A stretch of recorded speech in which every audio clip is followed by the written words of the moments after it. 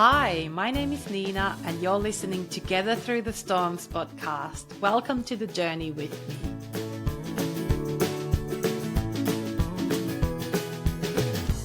I would like to begin by acknowledging traditional owners of the land where I'm recording this episode today, which is the Wurrung country. I would like to pay my respects to the elders past and present and to any Aboriginal or Torres Strait Islander people who may be listening today. Hi everyone, and thanks so much for tuning in on Together Through the Storms podcast. My name is Niina, and today I will be talking about anxiety. This is a big topic that I really want to discuss with you, but before I move any further, I would just like to remind everyone that I am not a healthcare professional, and today I will be discussing this topic purely on my personal experience based on what I've learned from anxiety. If you are experiencing anxiety and you feel like you would benefit from some support, I strongly advise you to seek for some support for yourself. There are lots of free services available. I will add a couple of links to the episode description, so please check them out. I would like to start by defining anxiety. When I say anxiety, I feel like some of you know immediately what I'm talking about. You might even get that feeling in your body, whereas others might not have so much experience with anxiety. I think there's as many ways to define anxiety as there are people suffering from anxiety. But here's one definition from Beyond Blue website. Anxiety is more than just feeling stressed or worried. Stress and anxious feelings are common response when feeling under pressure. These feelings usually pass once stressful situation has passed. Anxiety is when anxious feelings don't go away and may not have a clear cause. If you're living with anxiety, the anxious feelings may not be easily managed. Anxiety is a serious condition that makes it hard for a person to cope with daily life. 3 million Australians are living with anxiety. Anxiety is the most common mental health condition in Australia. 1 in 4 people will experience anxiety at some stage in their life. So those are just some facts and definitions from Beyond Blue website. That's a really good website to seek for some more information if you're interested. The reason why I want to do this episode is that I just want to bring some more awareness to what someone may be experiencing in silence. Anxiety can really be invisible, yet at times it can feel quite paralyzing. Hopefully this episode will help people to understand the mental health battles that some people are going through on a daily basis. Another reason why I wanted to talk about this topic is that I think it's more common than what we might think. You might suffer from anxiety and you might feel like nobody else gets you or nobody else gets that feeling, whereas the truth is there are lots of us struggling with anxiety every single day. As a carer, our mental health is extremely important. We are in a higher risk of experiencing stress and anxiety due to demands of caring for our children with additional needs and trying to meet their needs. I think I may have lost count on how many times I have mentioned the importance of self-care and the fact that you simply can't pour from an empty cup. But once again, I want to bring that to your attention. If we're not looking after ourselves, we won't be able to look after our children with additional needs. Before we head into the episode, I would like to pause and make some space for the quote of the day. Today's quote comes from Khalil Gibran, and this is how it goes. Our anxiety does not come from thinking about the future, but from wanting to control it. I know everyone who experiences anxiety feels it very differently, but this one really resonated with me. For me personally, control happens to be a false coping mechanism which gives me a false sense of safety. When things are out of control or unpredictable, like they are most of the time in life, I feel unsafe. I start to feel really overwhelmed and I start to experience high level of anxiety. Easy fix would be my husband's fantastic advice saying, just stop worrying about it. But anyone who has experienced anxiety knows that the more we stop ourselves to feel something, the worse the feeling is going to get. I also remember reading somewhere that anxiety comes from not living in the moment, but either living in the future or in the past. And I believe that that's why so many tools that are meant to help you with anxiety are focusing, coming back to this moment and being present. As I mentioned before, anyone can experience anxiety. However, caring for your child with additional needs or disabilities puts you into a greater risk of experiencing stress and anxiety. I found a review from National Library of Medicine, which was called Parental Stress in Families of Children with Special Education Needs. This review highlighted few facts that I wanted to share with you today. Parenting a child with special education needs may be a complicated and demanding task, which may lead to additional financial, physical, psychological, and social burdens. Parenting a child with special education needs may be a wonderful journey with a sense of accomplishment and excitement, but it may also be challenging or even impose a caregiving burden. Parents of children with special education needs may be prone to psychological distress, such as anxiety, sleep disturbances, and frustration. Parents bringing up children with special education needs face overall family life changes, and burdens affect many aspects of life. Prolonged stress from handling children's daily life problems and diverse and challenging needs may affect family functioning and well-being. I don't know if you can relate to many of those things just mentioned, but I definitely recognize few challenges that play a role in my anxiety. On my Instagram account, Together Through the Storms, I asked you a while ago if you're experiencing anxiety. 80% from my followers who responded to my poll said that they're experiencing anxiety. I also asked if they felt like existing anxiety makes caring role harder, or if caring for a child with additional needs causes them to experience anxiety. 75% of my followers who responded said that caring role makes existing anxiety harder. I also personally fall into this category.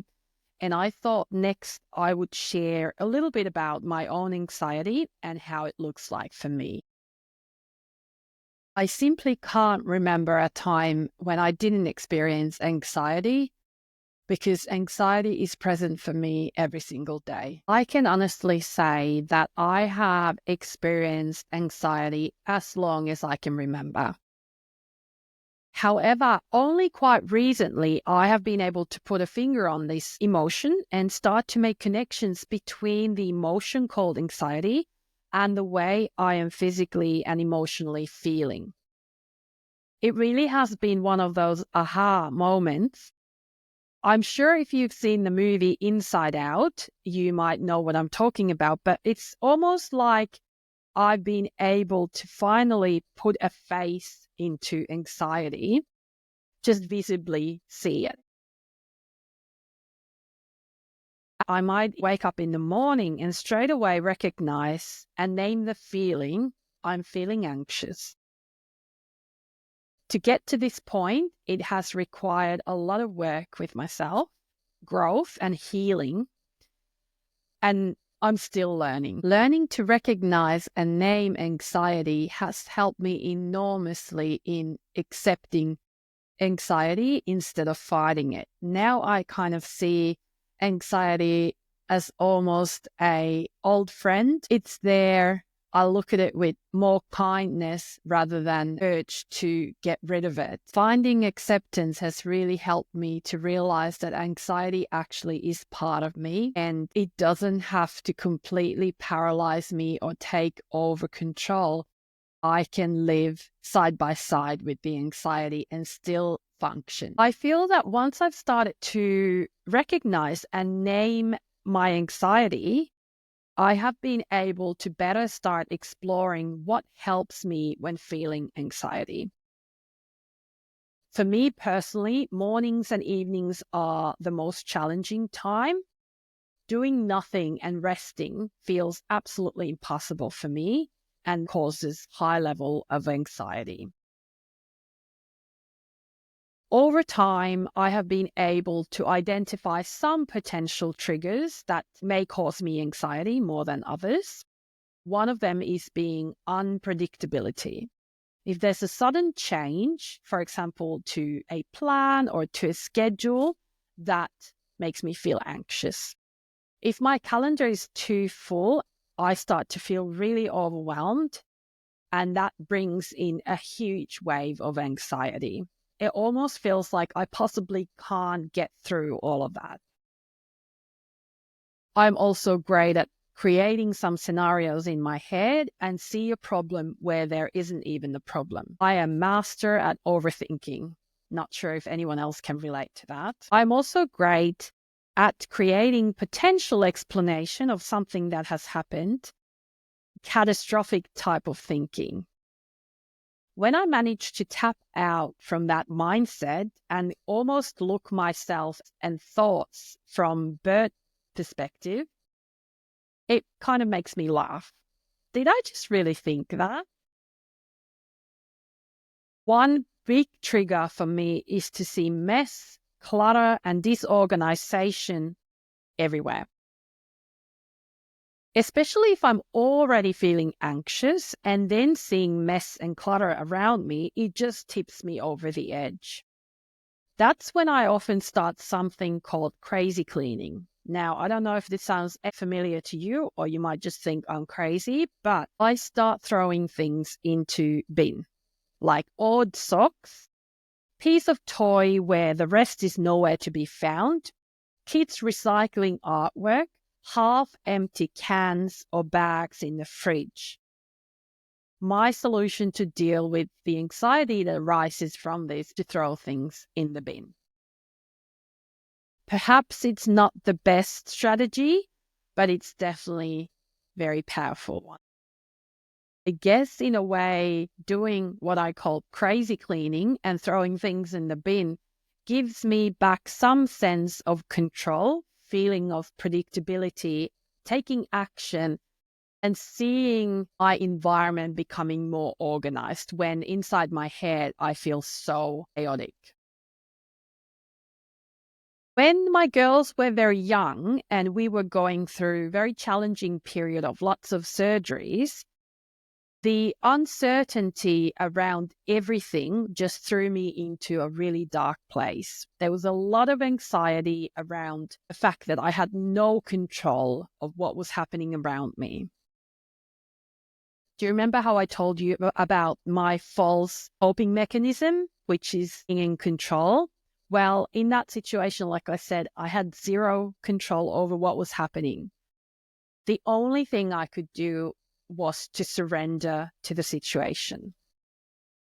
I think that period really taught me a lot about myself because I was literally forced to let go of that control and to find other strategies to bring me that sense of safety. I wish I could say I am completely over the need of controlling things. That's not the case. However, the work that I have been doing with myself and the strategies that I've found has definitely helped me to grow a lot in that space. One significant sign of anxiety for me personally is that unfortunately I become quite snappy and reactive.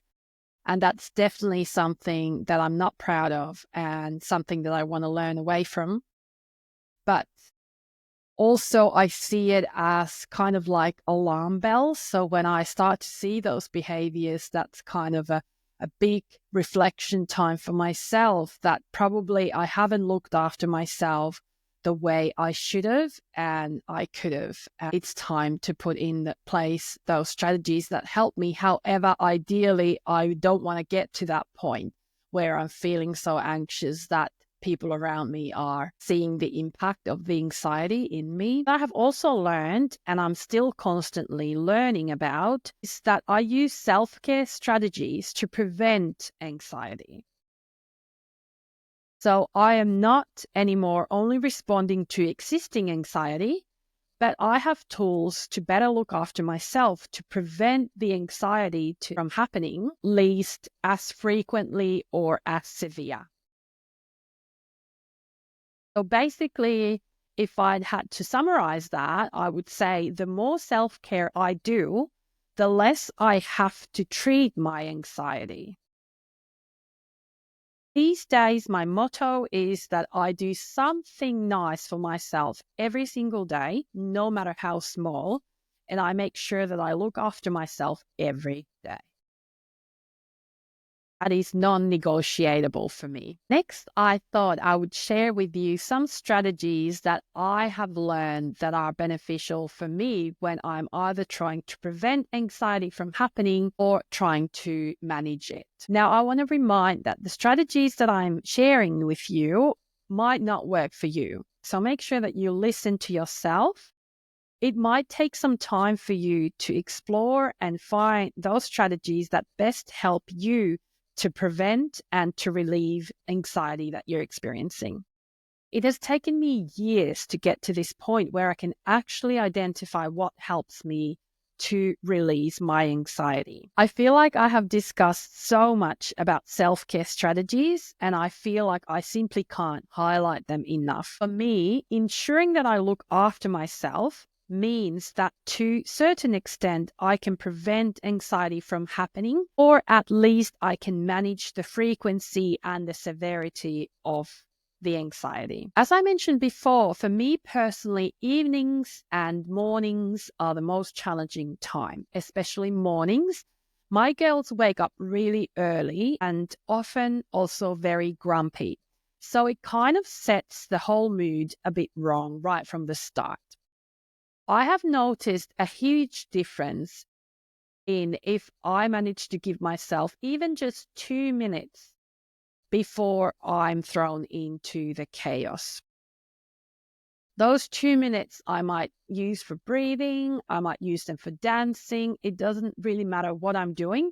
But if I manage to kind of recalibrate myself before heading into the craziness of the day, it just makes such a difference. Now, I understand that time is really challenging. We're all super busy moms, but I'm talking about a few minutes. If you can give yourself that time, I recommend it. And I wish I could say I do it every morning, but even knowing how much that helps, I still struggle to do it. So it is hard, but I also know what a great impact it makes. My favorite self-care routines, as you might be aware of, are yoga, meditation, doing some journaling, reading, walking in the nature, exercising, and in general, just moving my body. I really also love spending time alone. I know some people don't need that much alone time, but for me, being by myself is so essential. I regularly need some time in the middle of all the chaos where I can just be. Nobody needs or expects nothing from me. The more I ensure that I include these strategies into my everyday life, the better I feel mentally and physically. Because life is unpredictable and nobody's perfect, sometimes I haven't done enough self-care or something very sudden and big happens. That's when anxiety creeps in. Over the years, I have identified few strategies that are particularly helpful when I'm experiencing high level of anxiety. Some of the strategies overlap between what I do to prevent anxiety and what I do to manage it.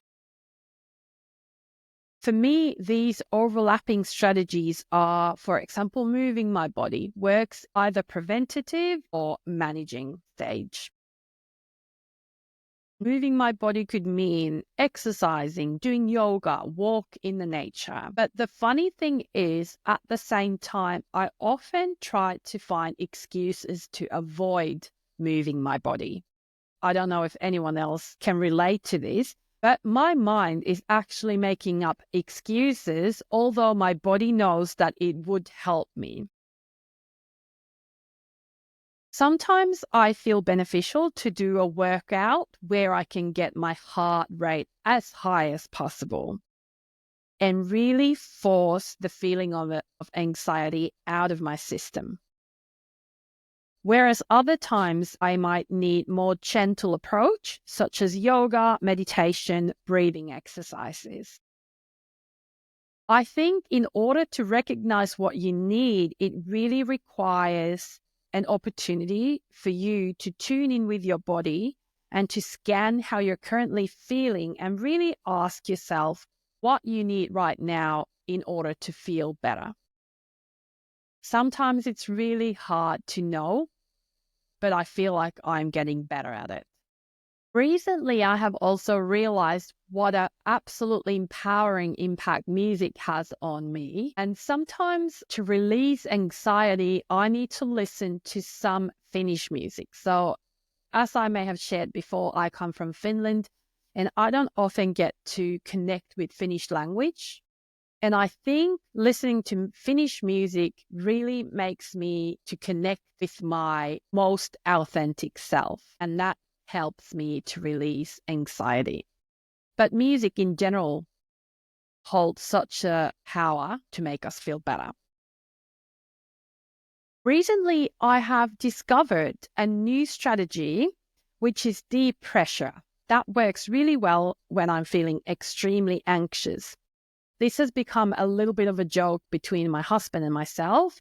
When he sees that I'm anxious, he might ask if I need some firm cuddles, which means that he literally lays his whole weight on top of my body.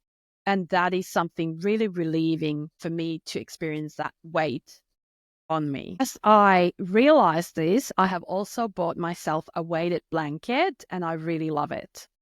I use it while I watch TV, but also sometimes while I do my meditation, and just laying under the weighted blanket while meditating is an absolute bliss. So if you haven't tried that and you have opportunity to try it, I would definitely recommend it. Cold water also helps me. I can't say that I would be a full-on ice bath kind of girl, although I have tried it. But even just dipping my toes into the cold seawater really helps me to shake off some anxiety I may be experiencing. Now, the next one is really going to divide people. You might be an animal person or you might not be. I have a golden retriever Labrador dog called Stella, and there's something really relaxing and nurturing in her. She never questions me.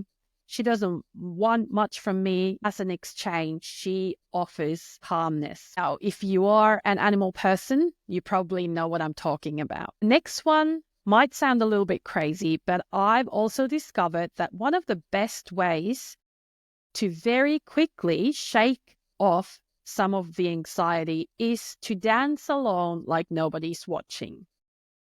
I use this strategy sometimes in the mornings because it's quick and effective.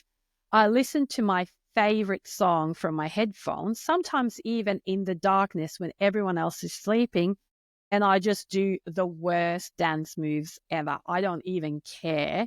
My husband would agree. He doesn't really rate my dance moves highly, but in that moment, I don't care because nobody's watching. I just let my body move whatever way it likes. So if you haven't yet tried this one, I would definitely recommend to do it. It doesn't take a lot of resources. It's free. It's quick. And I think you might be surprised on the impact that it might have on you. Now, after hearing the strategies that work for me when trying to prevent or manage anxiety, you could start writing your own list of strategies that work for you. Consider this kind of like a self-care menu, almost like a menu in a restaurant, but just for self-care activities where you can just pick a mix based on how you're feeling. From what I mentioned today, was there a certain strategy that you haven't tried before, but you would like to try? Have a little think. Next, I wanted to reflect on how I feel that caring role has impacted my anxiety. Firstly, I think that realizing how important predictability is for me and how safe that makes me feel, it's been easier to provide that predictability for my girls where possible, for example, using visuals. I feel like having children in general has made my anxiety a lot worse. As we all know, children can be quite loud, messy, unpredictable. But the intensity of caring for two deaf children with severe language delay absolutely impacts in the level of anxiety that I'm feeling. I think caring for children with additional needs or disabilities makes you feel most of the time that you are on the fight or flight mode. You're constantly reading their needs, their wants. You're trying to be one step ahead. You're putting little cues together to understand their communication attempts. As much as I hate it, I feel constantly on the edge. And once again, this highlights for me the importance to take that time every single day for me to be better present and more regulated when I am with my children. And this way I can better respond to their needs in our everyday life. I know that for some of you, looking after your child's needs mean more physical or mental demands, such as lifting, moving, organizing their medications, and so on.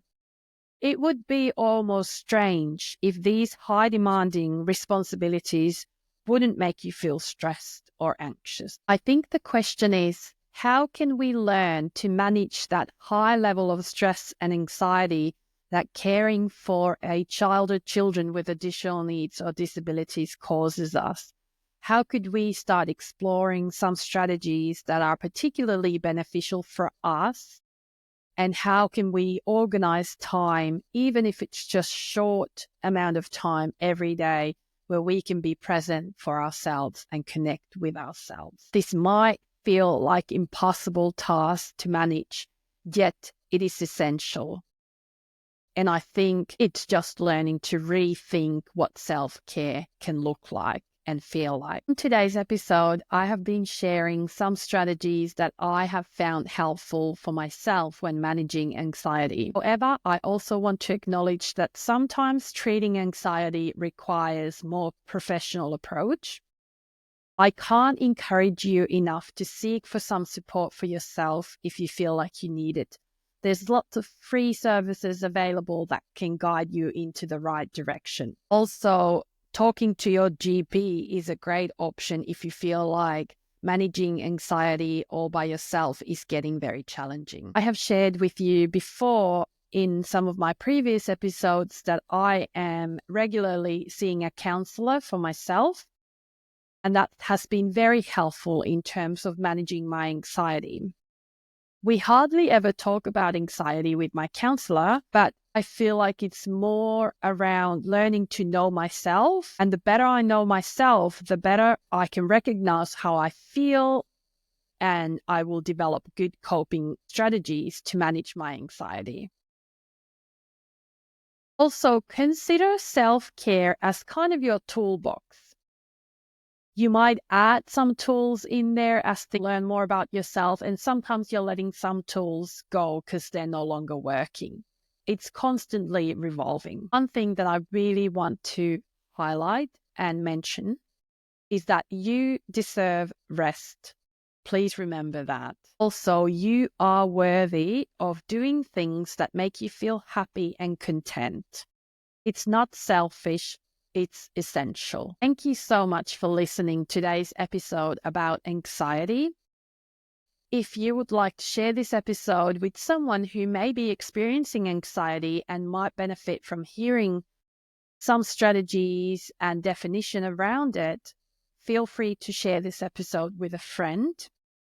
Also, don't forget to join my community if you would like to receive a free guide that supports with communication with your child, and if you would like to receive fortnightly community letter, which is full of inspiration and some tips to manage the everyday life when parenting a child with additional needs or disabilities, go and find the link from the episode description as well as my Instagram account, Together Through the Storms. I would also really love to hear the best strategies that you have discovered help you when experiencing anxiety. If you would like to share those thoughts and strategies with me, feel free to DM me on Together Through the Storms Instagram. I look forward to connecting with you. Please make sure you look after yourself and be kind to yourself. Sending much love. See you next week. Bye.